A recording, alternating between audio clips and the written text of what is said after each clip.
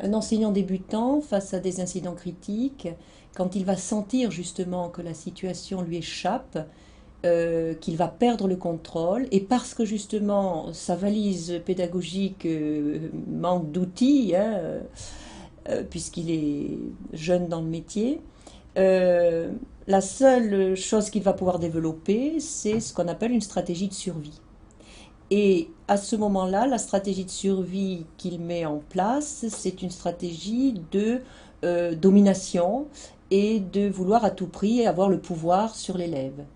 Et ils vont rentrer tous les deux à ce moment-là dans une relation de face à face, dont justement l'enseignant ne sortira pas forcément vainqueur. Il en ressortira parfois très blessé, avec de profondes remises en cause. Le conseil qu'on peut donner aux débutants, euh,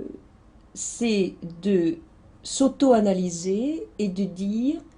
comment je pourrais, si cela se reproduit,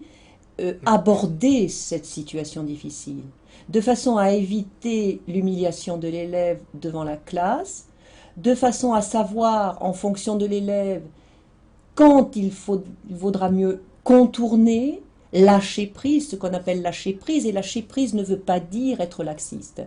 Lâcher prise veut simplement dire qu'on va accepter à un moment donné de ne plus focaliser sur l'élève,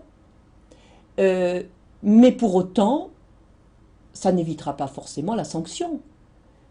Mais on va apprendre à ce moment-là à différer. Non plus intervenir à chaud sous le coup de l'émotion et sous le coup du stress, justement, parce qu'on est en stress de menace,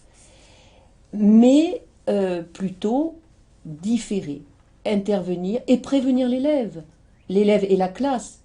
qu'on a bien noté effectivement que son comportement n'était pas acceptable, et on va le dire d'une façon assez posée, mais ferme et rigoureuse,